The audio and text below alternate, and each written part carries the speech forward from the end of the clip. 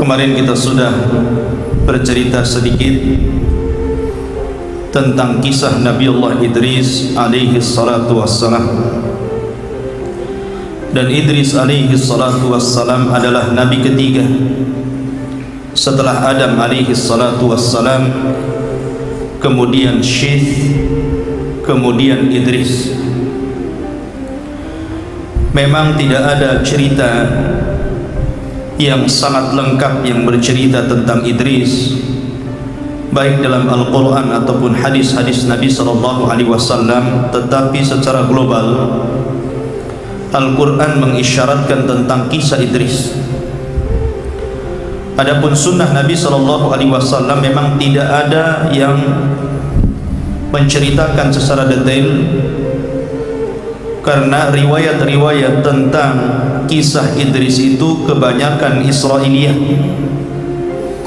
termasuk kisah yang kemarin saya sebutkan, bahwa Nabi Idris alaihi salatu wassalam menghendaki usia yang panjang, kemudian naik ke langit keempat. Tiba-tiba sampai di sana, kemudian berjumpa dengan malaikat maut, dan Allah wafatkan di langit keempat. Ini kisah-kisah Israiliyah. Tetapi kisah yang sahih hanya satu riwayat tentang Nabi Idris ini, yakni kisah tentang Isra dan Mi'raj. Ketika Nabi SAW sampai di langit keempat, maka Nabi SAW berjumpa dengan Idris. Kemudian Idris mengatakan, marhaban birajulin saleh wa nabiyyin salih, marhaban bi akhin salih wa nabiyyin salih. Selebihnya tidak ada riwayat yang sahih, karena semua riwayat tentang cerita Idris itu semuanya Israiliyah. Tapi walaupun demikian, Al-Imam Ibnu Katsir rahimahullah ta'ala memang menyebutkan di dalam kitab-kitab beliau seperti Al-Bidayah wa Nihayah, karena konteksnya sejarah. Jadi beliau sebutkan yang sahih dan juga yang tidak sahih. Taib, kita tahu bahwa Nabi Idris alaihi salatu wassalam adalah Nabi dari keturunan Adam alaihi salatu wassalam yang paling dekat. Karena di zaman Idris dia masih berjumpa dengan Nabi Adam, artinya Adam belum meninggal, dan dia sezaman dengan Nabi Adam alaihi salatu wassalam, karena memang Adam itu diberikan usia yang panjang. Setelah Idris alaihi salatu wassalam meninggal, ada yang mengatakan meninggal di langit keempat, ada yang meninggal dikatakan ulama meninggal di Mesir, dan begitu seterusnya. Tapi yang jelas bahwa dari zaman Nabi Adam alaihi salatu wassalam sampai zaman Idris tidak ada penyimpangan akidah. Artinya manusia itu masih mentauhidkan Allah subhanahu wa ta'ala. Ya, memang banyak terjadi perbuatan-perbuatan minal kabair, dari dosa-dosa besar seperti pembunuhan, hasad, perzinahan, dan begitu seterusnya. Tapi di zaman itu belum ada orang yang menyekutukan Allah subhanahu wa ta'ala, dan itu disyaratkan dalam Al-Quran. Kana nasu ummatan wahidah. Dahulu umat itu umat yang satu, umat yang mentauhidkan Allah subhanahu wa ta'ala. Tapi kemudian setelah masa Idris berlalu cukup lama, maka kemudian kaum Adam alaihi salatu wassalam ini mulai menyekutukan Allah subhanahu wa ta'ala di zaman Nabi Nuh. Disinilah terjadi kesyirikan. Jadi ketika di zaman Nabi Nuh itu ada keluarga saleh yang disebutkan di dalam Al-Quran. Dalam Al-Quran surah Nuh disebutkan bahwa di sana ada orang-orang saleh, dan namanya disebutkan dalam Al-Quran. Allah mengatakan, wa qalu la tadarunna alihatakum wa la tadarunna waddan wa la suwa'an wa la yaghutha wa ya'uqa wa nasra. Inilah orang-orang saleh yang digandrungi oleh kaumnya Nabi Nuh. Pertama Wad, kemudian Suwa, kemudian Yaghus, kemudian Ya'uq dan Nasr. Ini satu keluarga, ya. Bapaknya namanya Wad. Adapun Suwa, Yaghus, Ya'uq, Nasr ini anak-anaknya. Dan mereka adalah orang-orang saleh semuanya, mulai bapak sampai ke anak-anaknya, anak orang-orang saleh. Dan mereka lah yang kemudian selalu menyeru manusia kepada kebaikan. Dan ketika itu tidak ada nabi, sehingga ketika keluarga Wad ini meninggal semuanya, maka kemudian syaitan ada kesempatan untuk menggoda anak-anak Adam. Mulailah dia menjelma sebagai orang saleh, datang kepada kaumnya Wad ini dan mengatakan, sesungguhnya kalian kalau ingin mengenang jasa-jasa mereka, kenapa kalian tidak menggambar mereka, tidak membuat patung mereka, supaya ketika kalian melihat patung mereka itu terangsang dan mengingat bagaimana jasa-jasa keluarga Wad ini. Akhirnya kemudian dibuatlah patung dalam bentuk orang-orang saleh ini. Ada patung yang sedang sholat, ada yang patung yang sedang bersedekah. Pokoknya dibuat macam-macam patung yang sedang beribadah, supaya kalau lihat patung sedang sholat, ingat kepada perintah keluarga Wad untuk sholat, mereka terangsang untuk sholat. Ketika melihat patung yang sedang bersedekah, terangsang untuk bersedekah, dan begitu seterusnya. Sampai di sini memang tidak ada kesyirikan. Tapi kemudian ketika generasi pembuat patung ini meninggal dunia, ganti anak-anaknya, maka syaitan datang lagi. Tuh, lihat bagaimana syaitan ini menyesatkan anak Adam khutwah, selangkah demi selangkah.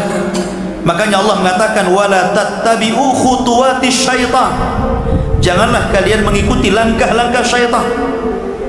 Datang setan, kemudian membisikkan ke anak-anaknya ini, kenapa kalian tidak memproduksi patung-patung itu? Kalian jauh-jauh dari rumah datang ke sini hanya melihat patung. Kamu produksi saja banyak-banyak patung itu, jadi nggak usah lagi ke sini. Ya. Kalau patungnya banyak, kalian bisa taruh di rumah-rumah kalian, nggak usah lagi ke sini. Akhirnya diproduksilah patung ini dengan banyak sekali, sehingga tidak ada satu rumah kecuali ada patung-patungnya keluarga Wad ini. Tapi belum disembah. Ya. Baru kemudian generasi ketiga nggak tahu apa-apa tuh. Kemudian syaitan datang lagi menjelma manusia dan mengatakan, saya ini hidup di zaman bapak kalian dan di zaman kakek kalian, dan saya tahu maksud mereka membuat patung itu. Mulailah kemudian mereka bertanya-tanya, apa maksudnya? Maka syaitan mengatakan, sesungguhnya maksud daripada bapak dan nenek moyang kalian itu membuat patung-patung itu untuk mendekatkan diri kepada Allah, jadikan perantara. Di sini terjadi kesyirikan, namanya syirik wasilah. Ini syirik yang pertama. Syirik wasilah, menjadikan Allah itu perantara. Kemudian mereka beralasan karena keluarga Wad ini keluarga orang-orang saleh, sementara mereka itu para pembuat dosa, tidak layak langsung berdoa kepada Allah, sehingga harus memerlukan orang-orang saleh yang dekat dengan Allah.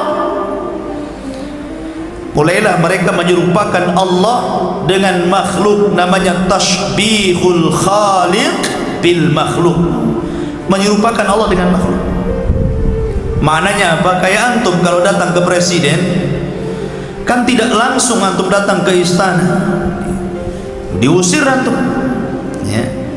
Maka harus ada orang-orang yang dekat dengan presiden lewat ajudannya. Ini menyamakan Allah dengan presiden, ikhwan.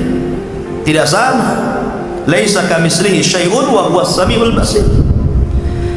Maka terjadilah kesyirikan di mana-mana. Mulailah mereka menyembah patung.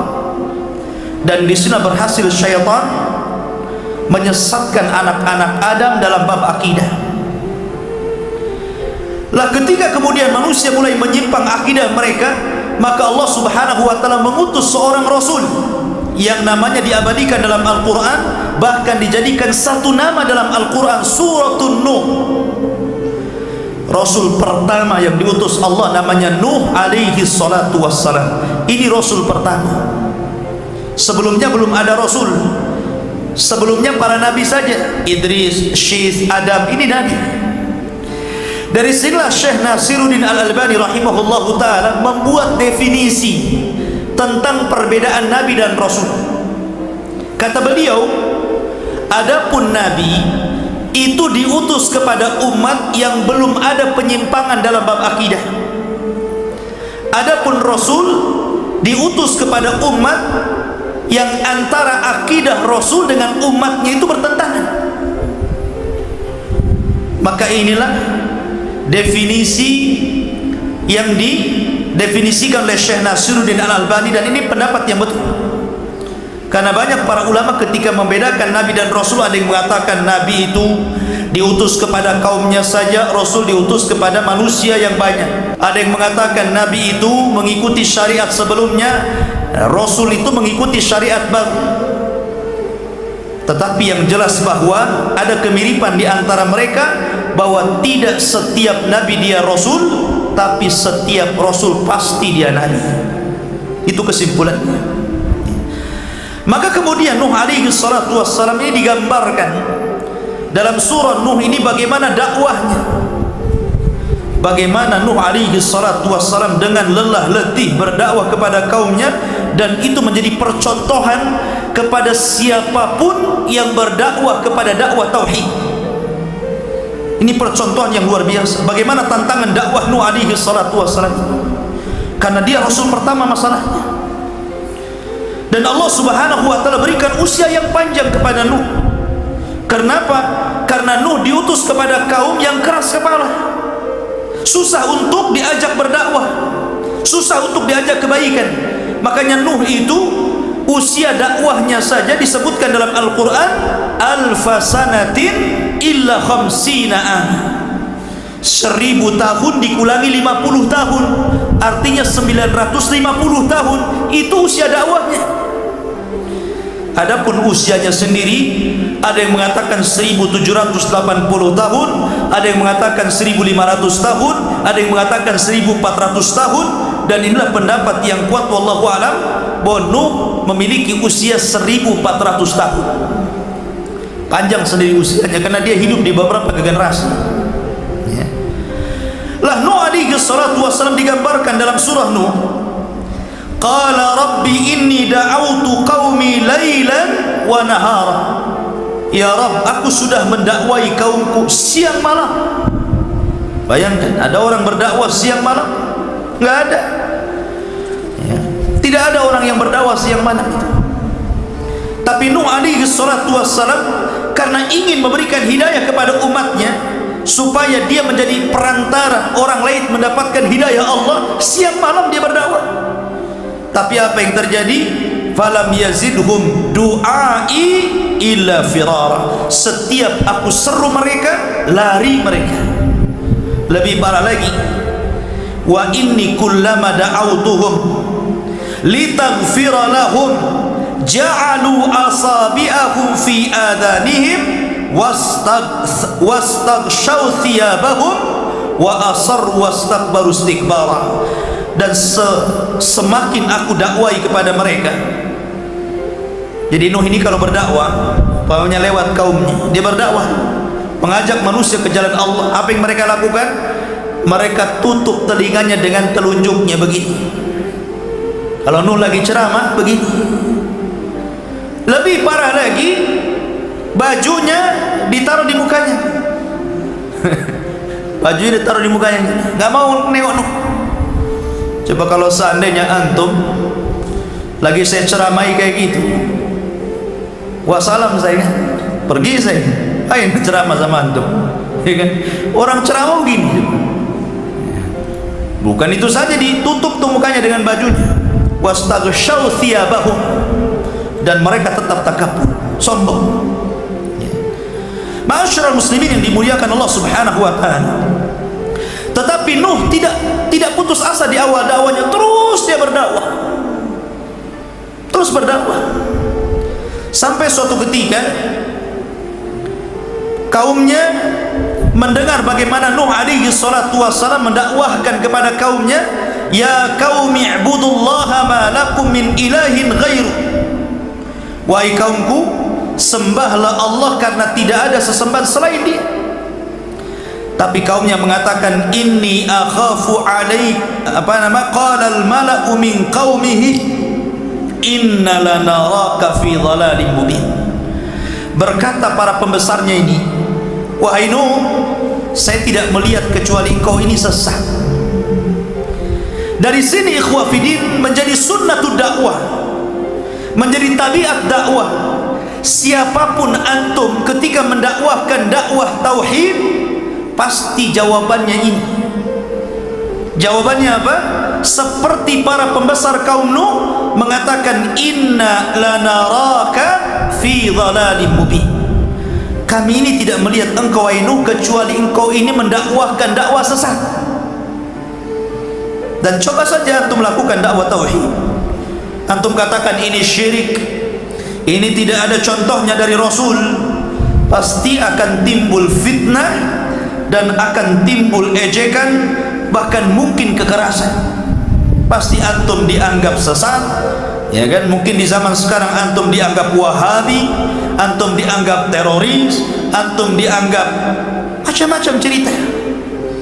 Jadi sifat dakwah tauhid itu sama saja sejak zaman Nabi Nuh sampai hari ini. Memang berat mendakwahkan tauhid ini. Masyarul muslimin yang dimuliakan Allah Subhanahu wa taala.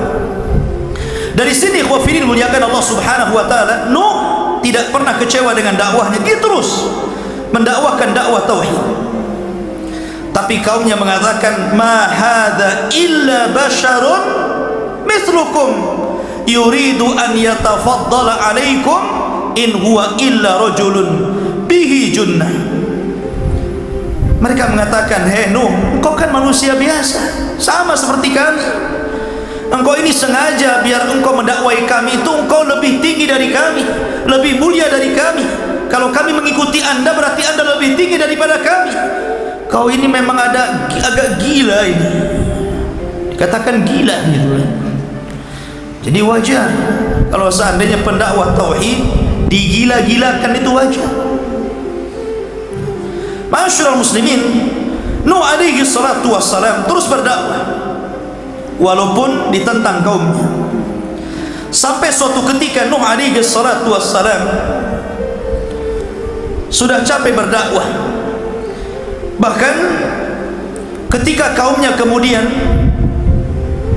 berusaha untuk merayu Nuh alaihi salatu wassalam dengan mengatakan, anu'minu laka wattaba'akal ardhalun, apakah kami harus beriman kepadamu wahai Nuh, sementara yang mengikuti engkau itu adalah orang-orang rendah. Orang-orang rendah sama dengan di zaman Rasul kan? Di zaman Rasul, orang-orang Quraisy ini membujuk Rasul agar agama yang dibawa Rasul itu cukup diikuti orang-orang kaya saja, para pejabat saja. Orang sekelas Bilal, Khobab bin Arad, keluarga Ammar bin Yasir jangan diikutkan. Tapi Allah Subhanahu wa taala menegur Rasul dengan mengatakan, wasbir ma'al ladzina yad'una rabbahum bil ghadati wal 'ashi yuriduna wajha wa la ta'du ainaika anhum turidu zinatal hayatid dunya. Sabarlah engkau wahai Muhammad bersama orang-orang yang jelas-jelas menyembah Allah siang dan malam. Jangan kau berpaling dari mereka, karena orang-orang ini berakal. Walaupun mereka dianggap rendah oleh orang-orang ini, tapi mereka lebih berakal, tahu mana kebenaran dan mana kesesatan. Tapi orang-orang yang menganggap dirinya orang-orang yang mulia, mereka tidak berakal karena tidak paham mana sesat, mana kebenaran. Masyarul muslimin yang dimuliakan Allah Subhanahu wa taala, Nuh alaihi salatu wasallam terus seperti itu sampai akhirnya Nuh tidak sabar. Sehingga Nuh alaihi salatu wasallam berdoa kepada Allah Subhanahu wa taala, Rabbi inni maghlubun fantasir. Rabb, kaumku sudah mulai melampaui batas. Aku sudah hampir dikalahkan. Tolonglah aku. Dari sini kemudian Nuh alaihi salatu wassalam diberikan waktu oleh Allah subhanahu wa ta'ala.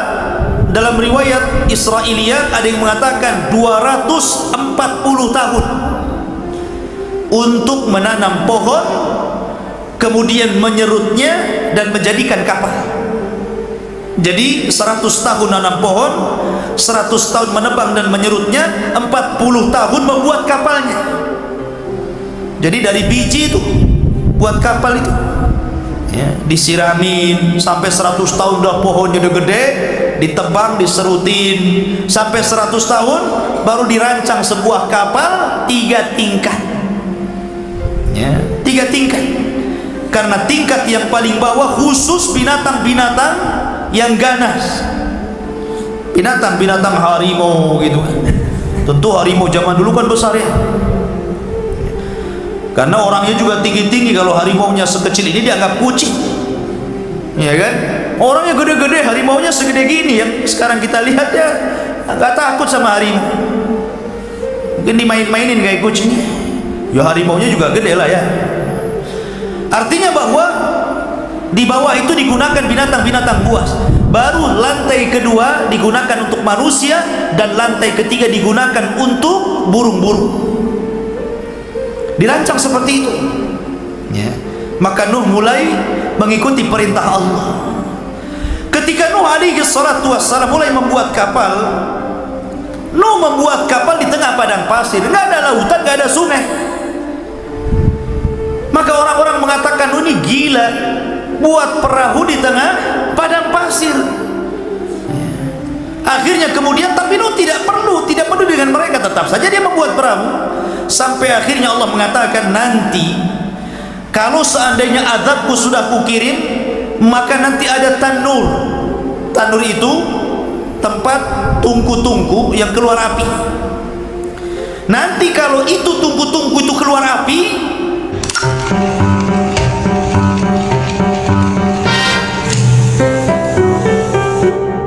maka masuklah kalian semuanya, karena disitulah permulaan azab Allah subhanahu wa ta'ala.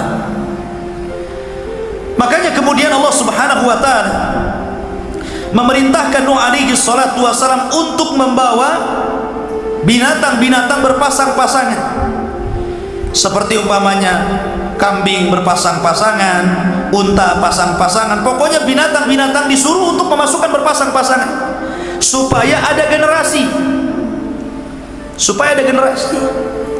Lah ketika Nuh alaihi salatu wassalam memulai kemudian dimasukkan ke dalam kapal, dan pengikut Nabi Nuh tidak banyak. Ada yang mengatakan 20 orang, ada yang mengatakan 40 orang, dan yang paling banyak pendapat 80 orang. Ada yang mengatakan 20 tahun sekali baru dapat pengikut. Luar biasa kan dakwahnya. 20 tahun sekali baru dapat 1 pengikut ya.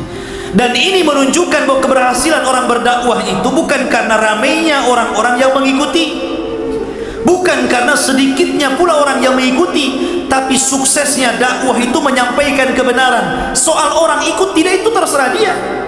Karena kita ini sebagai dai hanya menyambungkan hidayah Allah kepada mereka.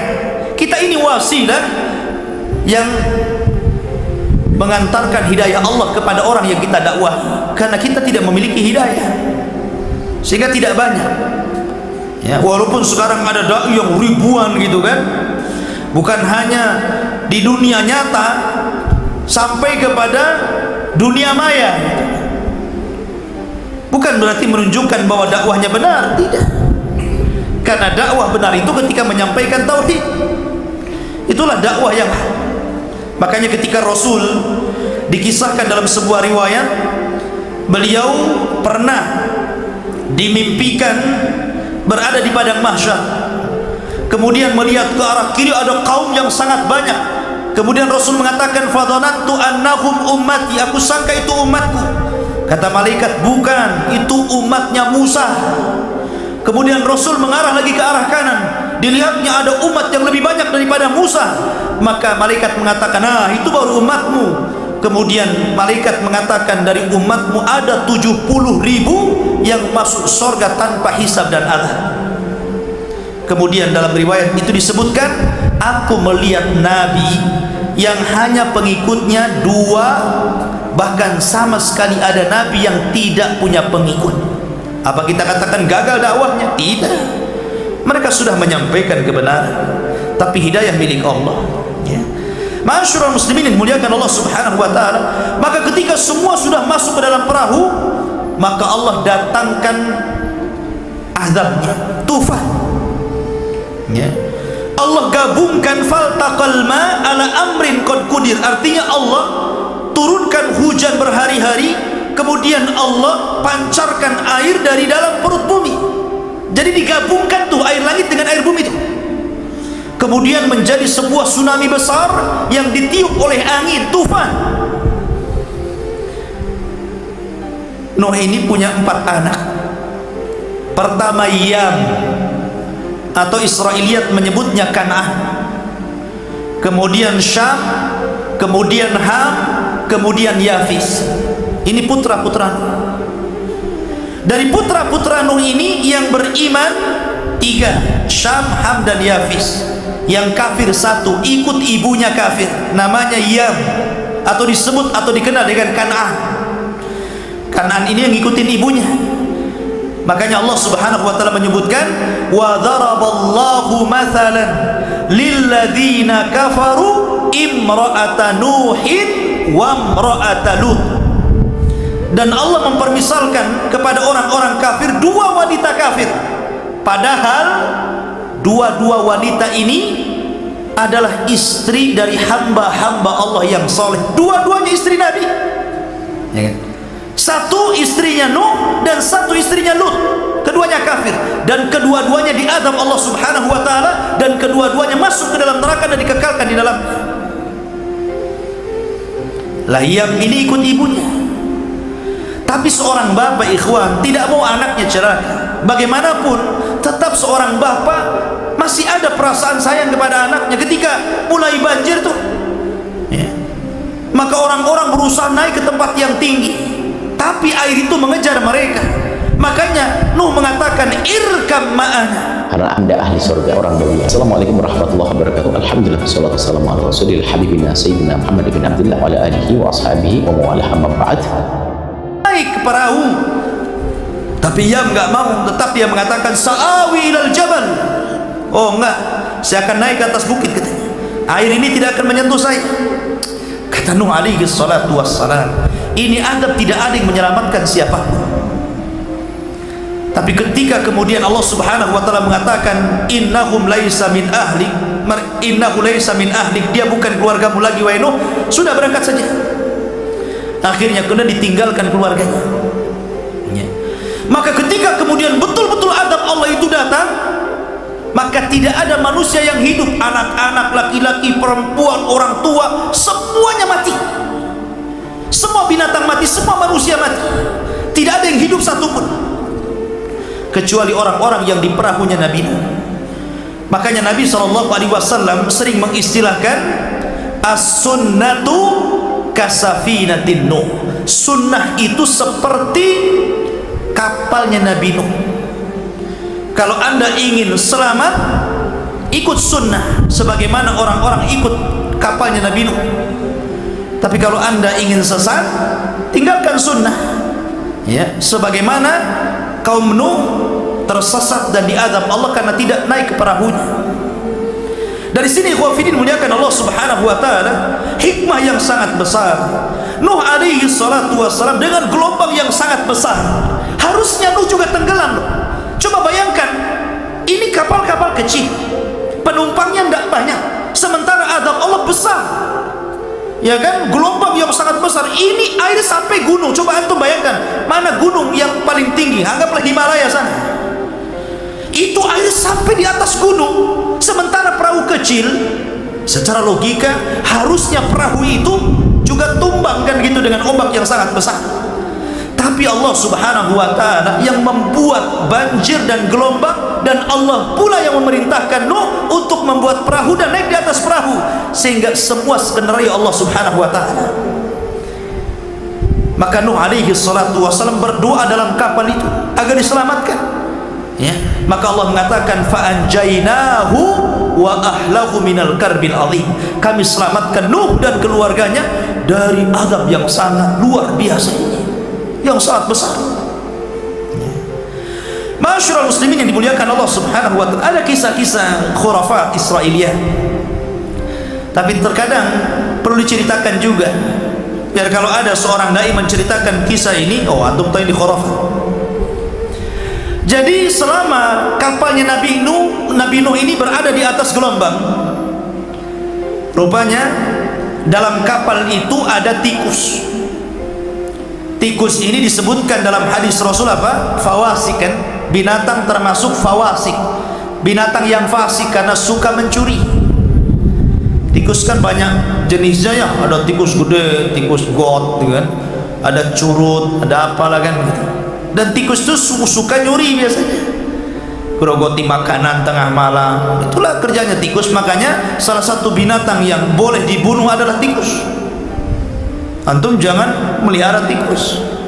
Ustaz, putih bagus, hamster katanya. Nggak ada, mau hitam, mau putih, mau kuning, bunuh. Apain antum melihara binatang yang disuruh dibunuh? Aneh orang sekarang ini. Ada binatang suruh dibunuh, contoh ular, dipelihara, tidur sama ular. Agak gila dia kan gitu. Nabi suruh bunuh, dia pelihara pula. Jadi tikus ini suka nyuri. Jadi makanan yang di dalam kapal itu, ya kan, itu dihabisi sama tikus saja. Sementara Nuh tidak tahu sampai kapan kapal itu akan bersandar. Artinya sampai kapan banjir itu akan surut. Maka Nuh alaihi salatu wassalam berdoa supaya tikus ini tidak nyuri lagi. Maka Allah mengilhamkan kepada harimau untuk bersin keluar dari telinganya kucing, dari hidungnya kucing. Hacing, keluar kucing. Tommy and Jerry. Ya. Akhirnya kejar-kejaran lah dalam perahu itu kan, tikus sama kucing. Akhirnya gak berani lagi tikus nyuri. Ini kisah khurafat Israiliyah, gak usah diceritakan. Karena masyarakat kita ini kalau diceritakan begini langsung percaya saja.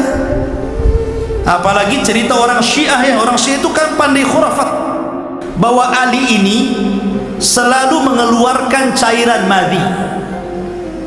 Kata Ali radhiyallahu an, kuntu rajulan madzaan. Aku ini seorang laki-laki yang suka mengeluarkan air madhi.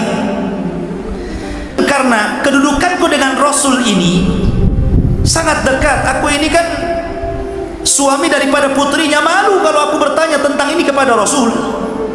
Akhirnya kemudian dia meminta Miqdad ibn Aswad untuk bertanya kepada Rasul tentang apa yang dialami Ali. Dan antum tahu perbedaan madhi, wadhi, mani, ya kan? Kalau wadhi, antum capek kencing keluar kental, itu namanya wadhi. Capek kencing kok ada cairan kental, namanya wadhi. Kalau orang kemudian menghayal ingin melakukan hubungan seksual, atau seorang suami baru mulai muqaddimah untuk melakukan hubungan, sudah terangsang kemudian keluar cairan kental, itu namanya madhi. Kalau mani antum paling paham, nggak usah diceritain ya. Jadi madhi ini seolah-olah apa? Cairan yang keluar karena menghayal untuk melakukan hubungan, itu namanya madhi. Hadis ini sahih ya, cuman dibuat khurafat sama orang Syiah. Dikatakan apa? Lihat bagaimana Ali itu luar biasa memiliki apa? Nafsu terhadap wanita. Nafsu seksualnya itu tinggi sekali. Sampai-sampai Fatimah kewalahan gitu. Rupanya Fatimah ini melapor kepada Rasul. Ini cerita khurafatnya nih. Ya Rasulullah, aku sudah tidak tahan melayani suamiku. Kata Nabi SAW, ya, karena Ali itu aku berikan satu tongkat. Makanya kemudian kalau ada jamu ya, dan itu untuk kuat, biasanya mereknya apa? Tongkat Ali kan? Itu khurafatnya Syiah ya. Akhirnya kemudian Fatimah mengatakan, lah kalau Ali dikasih tongkat, kasih juga lah saya, kata. Maka oleh Rasul dikasihlah rumput. Antum tahu rumput? Ya, dikasih rumput nih katanya. Jadilah rumput Fatimah, kacek Fatimah katanya. Ini khayalan orang Syiah juga. Alasannya apa? Karena Ali ini keluar Nabi. Hadis ini sahih. Kenapa udah dibawa khurafat ceritanya? Gitu kan? Lah jadi banyak kisah-kisah khurafat nggak perlu didengarkan. Kita ini mengacu kepada riwayat-riwayat yang sahih saja. Jadi intinya bahwa Nuh alaihi salatu wassalam kemudian disurutkan dan bersandar di mana Nuh bersandar? Di Irak. Di satu bukit namanya Judi. Di sini Allah selamatkan Nuh alaihi salatu wassalam, dan dari keturunan Nuh ini baru lahirlah umat manusia. Dari keturunan Syam, Ham dan Yafis, maka lahirlah keturunan manusia. Makanya Nuh disebut Abul Bashari Tsani, bapak manusia kedua. Kalau Adam bapak manusia pertama, kalau Nuh bapak manusia kedua. Kenapa? Karena tidak ada manusia kecuali dari keturunan 3 putra Nuh setelah dihancurkan oleh tufan. Syam, Ham dan Yafis. Adapun Syam memang keturunannya Allah utamakan. Dari keturunan Syam ini lahirlah para nabi dan rasul, dan mereka bangsa Arab. Ya. Adapun dari Ham, ya, Ham ini mereka lari ke daerah-daerah yang berkulit hitam. Ya, yang berkulit hitam, daerah-daerah Oman, kemudian Somalia, dari sana lah ya, orang-orang yang hitam-hitam. Itu keturunan Syam. Ya. Keturunan Ham. Syam ini keturunannya para nabi, orang-orang Arab. Ya. Kemudian Ham ini keturunannya orang-orang yang berkulit hitam. Lah Yafis ini itu keturunannya kita-kita ini. Yafis ini. Jadi bentuknya seperti kita ini.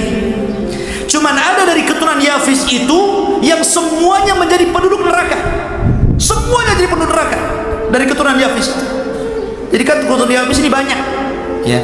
Tapi ada 2 keturunan Yafis itu semua keturunannya masuk neraka, dan jumlah mereka jauh lebih banyak dibandingkan jumlah kita. Siapa?